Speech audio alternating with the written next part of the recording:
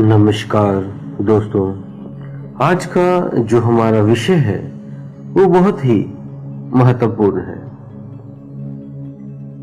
कि कर्म बंधन क्या है।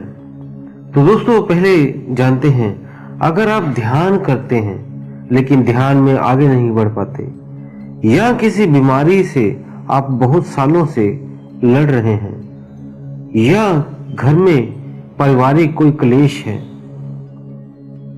तो आप किसी न किसी कर्म बंधन में हैं। आज हम आपको बताएंगे कि कोई भी कार्य करने में आपकी बाधा आती है, वो भी कर्म बंधन है। तो इससे कैसे मुक्त हो, कैसे आज आपको हम बताएंगे ये कैसे बंधन, क्या कर्म बंधन है, क्या कैसे बनते हैं, कैसे पुराने बने हैं और कैसे इनसे मुक्ति होनी है।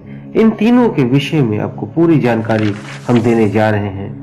तो बने रहे इस वीडियो में और वीडियो को लास्ट तक देखें और हर व्यक्ति को, आपके हर परिवार के हर एक व्यक्ति को ये वीडियो आप जरूर दिखाएं ताकि वो इस संसार से मुक्ति पा सके और इस जो कलह क्लेश से या दुखों से, बीमारियों से मुक्ति पा सके। तो दोस्तों आप सभी का हम स्वागत करते हैं। तो दोस्तों बहुत सी रिक्वेस्ट और क्वेश्चन और ईमेल्स हमें आ रही थी कि कर्म बंधन से छुटकारा पाने की हमें कोई आसान विधि बता दें, आसान कोई तरीका मिल जाए जिससे हम कई जन्मों तक इस भोगों को भोगे ना, इस आत्मा को तड़पाए ना, बार बार जीवन मरण में ना आए और इस जीवन को भी दुख में जो जी रहे हैं इसे भी सुखी कर पाए। तो आज हम आपको ऐसा उपाय, ऐसा फार्मूला देंगे जो सभी से best of the best formula है और उससे आप इन कर्म बंधनों से, सभी से, जन्मों जन्मों के कर्मों से भी मुक्ति पा लेंगे। दोस्तों पहले जानते हैं कर्म क्या है। कर्म जब आप रोज कोई ना कोई कार्य करते हो, उसको कार्य करने के बाद कोई रिजल्ट आता है, अच्छा या बुरा, जो भी कार्य आपने किया उसको हम कर्म कहते हैं। इन्हीं कर्मों की वजह से ही आपको इसका फल मिलता है। अच्छे कर्म करते हैं तो अच्छा फल मिलता है। जैसे आप जो व्यक्ति है वो हर रोज काम करने जाते हैं तो शाम को उनको उस काम के पैसे तय होते हैं, इतने पैसे मिलेंगे, उन्हें रोज मिले या महीने के मिले या कॉन्ट्रैक्ट में है, उतने पैसे उनको मिलते हैं। वो हुआ, उन्होंने कर्म किया और उसका फल मिल गया। ऐसे ही आपने कुछ चीजें खरीद कर, मान लो छोटी सी उदाहरण देते हैं, चाय बनानी है तो आपने सारी सामग्री इकट्ठी की और सभी सामग्रियों को जला, आग में तपाया और उसको उबाला और सारी जो उसकी मटेरियल है वो एक एक करके डाले तो आपकी वो चाय तैयार होगी। मीन्स आपने कर्म किया और रिजल्ट उसी समय आ गया। इसी तरह आप कोई भी कर्म जब करते हो तो उसका कुछ ना कुछ फल आपको मिलता है। इसी वजह से कई लोग, कर्मों की वजह से ही कुछ लोग गरीब हैं और कुछ अमीर हैं, कुछ दुखी हैं तो कुछ बहुत सुखी हैं। तो वो सारे कर्म बंधनों के, कर्मों के कारण ही उनको वो रिजल्ट मिला होता है। तो कई साधक सोचते हैं हमने तो अच्छा कर्म कर रहे हैं, सब अच्छा कर रहे हैं, फिर भी ऐसा क्यों हो रहा है। दोस्तों कर्म जो है इस जन्म के तो होते ही होते हैं। जब आप कभी देखते हो बच्चा पैदा होता है तो उसकी कुंडली बनवा देते हैं या हस्त आप रेखा कभी चेक कराते हो तो कुछ लोग आपका भविष्य बताते हैं। वो कैसे बताते हैं कि आपके साथ ये होगा, ऐसे होगा, वैसे होगा। कुंडलिनी में कैसे देख के आपकी भविष्यवाणी कर देते हैं। वो इसी वजह से कर पाते हैं क्योंकि जब ये आप जन्म लेते हो तब आपके जो प्रारब्ध कर्म है, पुराने पिछले जो आपने कर्म किए थे, उनका जो बच जाता है डाटा, वो आगे जन्म में ट्रांसफर कर दिया जाता है। जैसे मान लो आपको कुछ काम करने के लिए मिला और काम करते करते आपको रात हो गई और काम पूरा नहीं हुआ, तो आप उसी कार्य को अगले दिन जाके पूरा करते हो। इसी तरह उस जन्म के जितने भी आपने कार्य किए थे उसका फल भोगते भोगते उससे पहले ही आपका समय हो गया और आप मृत्यु को प्राप्त हो गए, तो वो जो कर्म पिछले बाकी थे, काम जो आपके बाकी थे, वो आपको अगले जन्म में मिल जाते हैं करने के लिए, भोगने के लिए आपको अगला जन्म मिल जाता है। उसे ही हम प्रारब्ध कहते हैं, उसे ही हम पूर्व कर्म कहते हैं। यही आपकी किस्मत में पहले लिखा होता है। और ये नहीं कि कई सोचते हैं जो किस्मत में लिखा है वही होगा, तो ऐसा नहीं होता। जो पिछला किस्मत में लिखा है वो तो होगा, और जो अगला आप करोगे वो भी होगा। इस जन्म में आप जैसे कर्म करोगे फिर उसके फल तैयार होते रहेंगे। आप अच्छे कर्म इस जन्म में करोगे और पिछले कर्म भी साथ साथ निभाओगे, तो आप ध्यान भजन करोगे तो मुक्ति भी पा सकते हो। लेकिन अगर पिछले कर्म भी खड़े हैं और अगले कर्म भी आप रोज गलत करते जा रहे हो, दुख तकलीफ लोगों को पहुंचा रहे हो, कष्ट पहुंचा रहे हो, और ऐसे कार्य कर रहे हो जिससे आपके फिर कर्म बंधन बन रहे हैं, तो और कर्म इकट्ठे हो जाएंगे। तो इसलिए कर्मों को अपने ध्यान रखना है, कैसे कर्म करने हैं। तो कर्म लिखे भी आते हैं, जो लिखा होता है वो तो होगा, और अगले भी हम बनाते हैं। लेकिन कुछ लोग इसी लाइन में अटक जाते हैं, जो लिखा होगा वही होगा। परमात्मा की इच्छा के बिना एक पत्ता नहीं हिलता, ऐसा भी कह देते हैं। लेकिन ऐसा नहीं, जो आपने कर्म कर दिए, परमात्मा ने कर्म की आजादी दी हुई है। जब जो भी कर्म करोगे उसका फल आपको मिल जाएगा। तो ऐसे कर्म बनते हैं। और कर्म बंधन आपका जो है वो एक कर्जे के समान है। जैसे हम कुछ पैसे बैंक से उधार लेते देते हैं, या बैंक से ब्याज पर पैसा ले लिया, या किसी व्यक्ति से ब्याज पर पैसा ले लिया, उस ब्याज उसको जब तक हम चुकाते नहीं तब तक वो कर्म खड़े रहेंगे, वो पैसे आपके अकाउंट में खड़े रहेंगे, उल्टा पेनल्टी भी पड़ने लग जाएगी। इसी तरह आपके भी जो कर्म है वो एक कर्ज की तरह खड़े हुए हैं। आपको उन्हें लौटाना भी होगा, उन्हें पूरा करना भी होगा, तभी उससे आप मुक्ति होगी। तो ऐसे इसीलिए आप कई दुख तकलीफों और दुर्भाग्य का सामना करते हैं। लेकिन घबराए नहीं, आज हम आपको ऐसा फॉर्मूला बताएंगे जिससे बहुत जल्दी ही आप कर्म बंधन से मुक्ति पा लेंगे। अंत तक हमारे साथ इस वीडियो में बने रहें।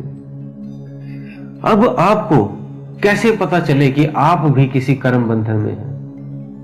तो उसे चेक करने के लिए कुछ आपको टेक्निकें बताते हैं, जिससे आपको पता लगेगा कि आप किसी न किसी कर्म बंधन में हैं। तभी आपका यहां जन्म हुआ है, अन्यथा यहां आपका जन्म ही नहीं होना था। किसी न किसी कर्म के वजह से ही आप इस धरती पर हो। कर्म बंधन के कारण ही आप हमेशा ध्यान में बैठते हो तो ध्यान भी नहीं कर पाते। आप कुछ ना कुछ सोचते रहते हो, कहीं ना कहीं खोए हुए रहते हो। मीन्स आप इस प्रेजेंट की स्थिति में नहीं रहते। आप कहीं ना कहीं पिछले पास्ट में, भूतकाल में आप कहीं ना कहीं खोए हुए रहते हो। किसी न किसी बारे में सोचते रहते हो। वो पुराने बीज आपके अंदर पड़े हैं, वो उठते हैं, उसी के बारे में आपको याद दिलाते हैं। क्योंकि जो आपके जो कर्म है वो आपके सूक्ष्म शरीर में रहते हैं, आपके प्राण शरीर में वो हमेशा रहते हैं।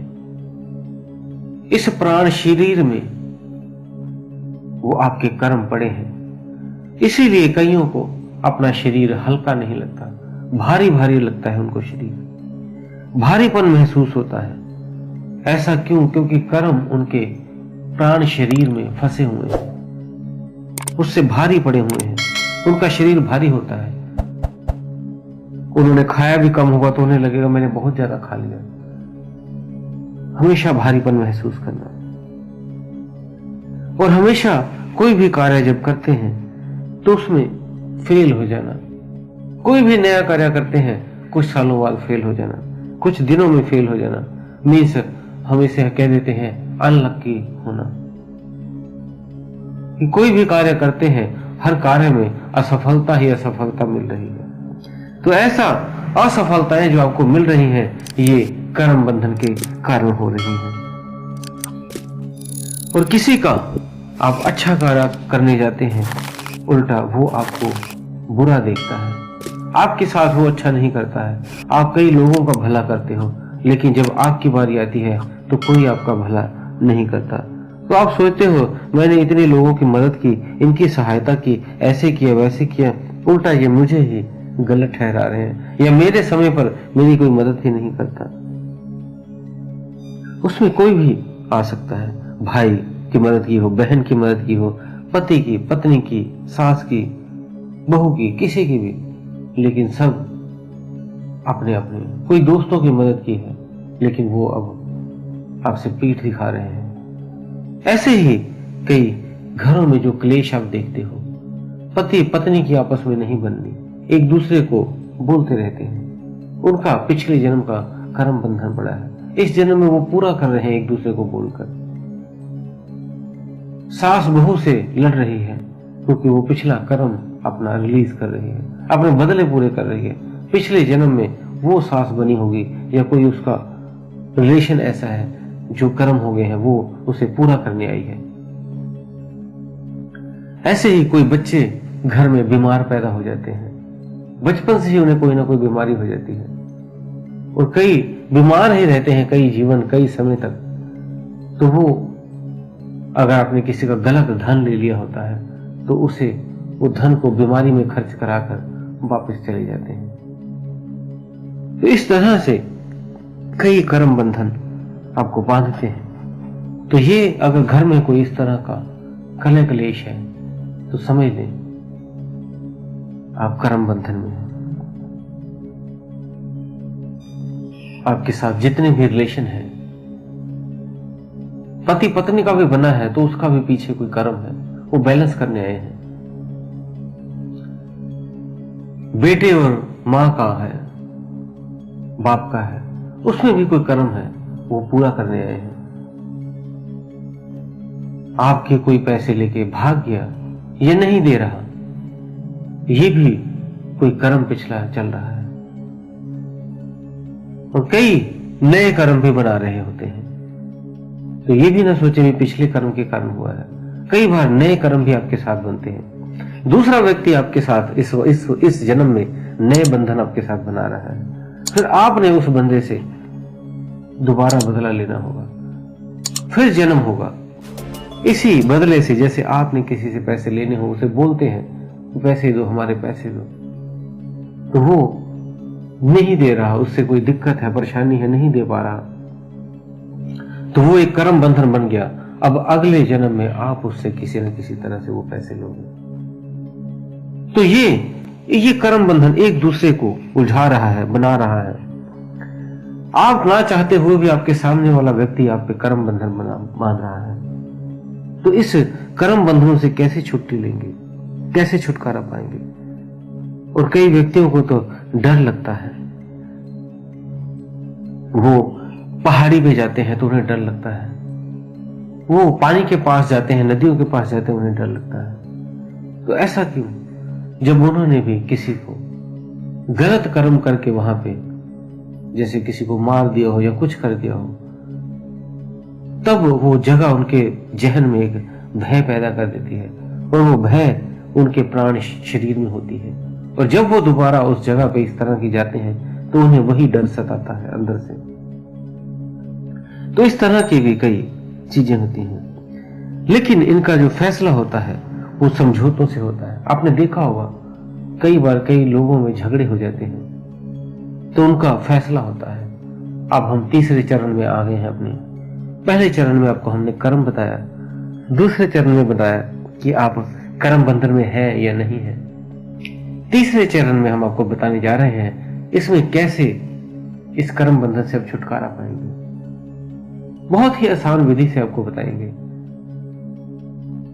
तो दोस्तों, जो आपका ये कर्म है एक समझौते से हल हो सकता है। जैसे किसी का एक दूसरे से झगड़े हो जाते हैं तो फैसला करने के लिए बैठते हैं कुछ बंदे और आपस में उनका कॉम्प्रोमाइज हो जाता है। दोनों की बात रखी जाती है, इसने ये कहा, मुझे ये कहा। दोनों की बात रखने के बाद हम एक दूसरे की जो बीच में कुछ लोग बैठे होते हैं वो फैसला कर देते हैं और वो उन्हें मान लेते हैं भी ठीक है, आगे से हम ऐसा नहीं करेंगे। और वो एक दूसरे को माफ कर देते हैं और भूल जाते हैं पिछली बातें। इसी तरह अब आपको भी अपने कर्मों को पहले रिलीज करना होगा। जो जन्मों जन्मों के अपने कर्म रखे हैं वो कैसे आपने रिलीज करने हैं। अब कौन से बंदों को आप बीच में बैठाएंगे जिसके आपके कर्म सारे रिलीज हो जाए। तो उसके लिए आपको अपने आंतरिक प्रार्थना करनी पड़ेगी। जो इसका लेखा जोखा रखता है वो निराकार है, उसके नीचे ही सारे देवी देवता और ग्रह नक्षत्र हैं। तो अपने हायर सेल्फ, जिसे हम सुप्रीम कोड कहते हैं, उसको अपनी अर्जी सुनानी है। इस निराकार निरंजन जो है, जो इस निराकार शक्ति का मालिक है, इस ब्रह्मांड का मालिक है, उससे आपने अर्जी लगानी है, उसे आपने प्रार्थना करनी है। उसको कहने से ही वो दूसरी आत्मा से आपका आंतरिक कनेक्शन करवाता है। आप देखते हो कभी कभी आप किसी को याद करते हो तो उसका फोन आ जाता है। ऐसा क्यों होता है कि आपने याद किया, या तो वो आपके घर ही आ गया या उसका फोन आ गया, आपने एक सिग्नल भेजा। इसी तरह आपने एक सिग्नल भेजना है टेलीपैथी के थ्रू। जो भी आप यहाँ पे बोलते हो, वो हर वस्तु, हर चीज, जो भी आप कहते हो, ये ब्रह्मांड में गूंजती रहती है। एक आपका कोई भी शब्द नष्ट नहीं होता। हर व्यक्ति का शब्द इस आकाश में गूंज रहा है। सेव है ये सारा डाटा। आपको लगता है आपने बोल दिया और खत्म हो गया। आपके प्राण शक्ति, प्राण ऊर्जा में एक पहले ही माइक्रोचिप लगी है जिसमें ये सारा डाटा सेव हो रहा है। आप किसी से कुछ नहीं छुपा सकते, उसमें सारा सेव हो रहा है। वो निराकार देख रहा है। आपने प्रार्थना क्या करनी है सुनिए। है परम पिता परमेश्वर, है निराकार, मेरे से इस जन्म में और पिछले जितने भी जन्म मेरे हुए हैं उनमें मैंने कोई भी गलती की हो, पूरे ब्रह्मांड के किसी भी कण को मैंने नुकसान पहुंचाया हो, किसी भी आत्मा या ऊर्जा को मैंने नुकसान पहुंचाया हो, तो उसके लिए मैं उस सभी आत्माओं से, सभी ऊर्जाओं से मैं हृदय से उनसे क्षमा मांगता हूं। मुझे है आत्माओं, ब्रह्मांड में कहीं भी आप हो, मुझे इसके लिए माफ कर दो, मुझे क्षमा कर दो। और निराकार को भी यही कहना है निराकार, मेरी ये अर्जी उन तक पहुंचाएं। मैं आपके चरणों में क्षमा मांगता हूं, माफी मांगता हूं, मुझे माफ कर दें इन कर्म बंधनों से। मेरे लिए भी, अगर किसी ने मुझे भी कुछ गलत किया हो मेरे साथ किसी भी जन्म काल में और ब्रह्मांड में वो कहीं भी है, मैं उन सभी को माफ करता हूं। मेरा कोई भी उनसे लेन देन है, मुझे ना उनसे लेना है ना उनसे देना है। मुझे क्षमा कर दें, मुझे माफ कर दें। मैं सभी को माफ करता हूं। मैंने किसी से कोई भी बदला अब नहीं लेना है। कोई भी धन संपत्ति के कुछ भी लेन देन है मैं अब नहीं लेना चाहता। मैं उन्हें सभी को माफ करता हूं। तो आपने दोनों तरह से कहना है ताकि आपका लेना और देना दोनों समाप्त हो जाए। जब आपका लेना पिछला और देना समाप्त होगा तो आपकी कर्म बंधन छूटने लग जाएंगे। यही प्रार्थना आपने रोज हृदय से करनी है, माफी मांगनी है और उस परमात्मा से आपने माफी मांगनी है, नाक रगड़ना है, क्षमा कर दे मुझे, सभी आत्माओं से क्षमा मांगनी है। तो इस तरह से जब आप करेंगे तो वो आपको आपका दोनों का समझौता कराएगा। निराकार निरंजन, उस निराकार परमेश्वर आपका समझौता करवा देगा। वही वहां पे प्रधान होगा और वही आपकी आत्मा और उनकी आत्माओं को एक दूसरे से मैसेज भेज के आपके जो कर्म है वो खत्म करवा देगा। यही एक रास्ता है आसान। और अब आपने और कौन से कार्य करने हैं। जब भी आपने कार्य करने हैं उसमें ध्यान रहे, कभी भी कर्ता भाव न लेकर आए। जो भी कार्य करने हैं सरेंडर भाव से सुबह उठते ही अपने गुरु या अपने इष्ट, जिसको भी परमेश्वर को आप मानते हो, उसके सामने आपने कहना है, जो भी आप करवाओगे वही मैं करूंगा, जो आप दिखाओगे वही मैं देखूंगा, जो आप सुनवाओगे वही मैं सुनूंगा। ये शरीर आपको अर्पण, तन मन धन आपको अर्पण। तो वो जो करवाएंगे आपने वही करना है। आपने अपने आप को कोई कर्ता नहीं मानना है। अच्छा कार्य और बुरे कार्य में कोई भी आपने कर्ता नहीं मानना है। सारा श्रेय उस गुरु को, उस इष्ट को, उस परमात्मा को दे देना है, ताकि आप कर्म बंधन में ना बंधे।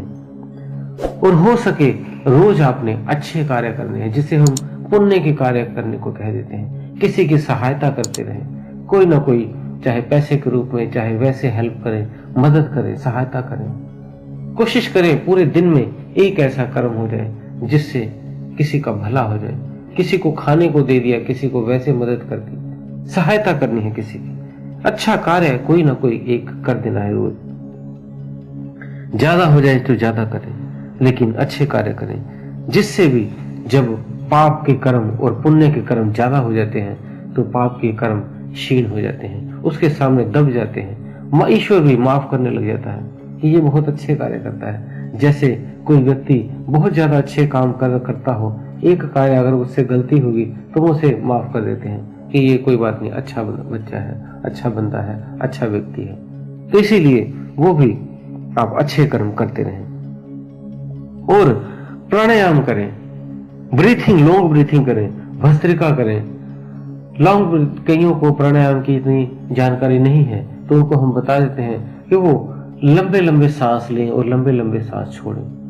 कभी धीरे लें, कभी तेज लें, ऐसे बार बार कम से कम रोज 20 मिनट करें। इसमें जो प्राण शक्ति है, उसके जो पूर्व जन्म के कर्म है, वो जल के नष्ट होने शुरू होते हैं। तो इसको इस तरह से भी आप रोज करें।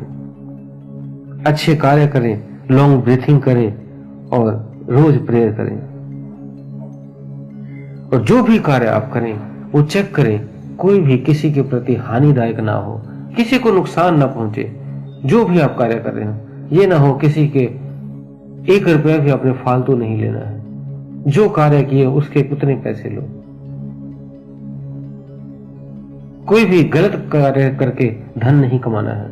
कम कर लो, लेकिन अच्छा कर्म करना है, जिससे किसी को हानि हो, किसी को नुकसान हो, किसी को दुख हो, वो कार्य आपने नहीं करना है। सही ढंग से आप कार्य करके पैसा कमा के अपने और अपने परिवार का पालन पोषण करें। तो ये अपने प्रार्थना और ये इस तरह के अपने कार्य करने, तो आप इस कर्म बंधन से मुक्त हो जाएंगे। तो दोस्तों, उम्मीद है दी हुई जानकारी से आप संतुष्ट होंगे। इस वीडियो को आप हर एक व्यक्ति के पास पहुंचा दें। अपने परिवार के हर एक सदस्य को ये वीडियो आप जरूर दिखाएं और हर अपने रिश्तेदार, दोस्त, मित्र को ये वीडियो आप पहुंचा दें, ताकि वो भी इस जंजाल से, इस दुखों से बाहर निकल सके और उस ध्यान की स्थिति को पाए और उस परमेश्वर के साथ, इस परमात्मा के साथ एक होना शुरू हो जाए। तो दोस्तों, अगर आपने चैनल को सब्सक्राइब नहीं किया है तो कर लें और बेल बटन को दबा दें, ताकि इस तरह की जानकारियां आपको और मिलती रहें और आप अध्यात्म के रास्ते में आगे बढ़ सकें।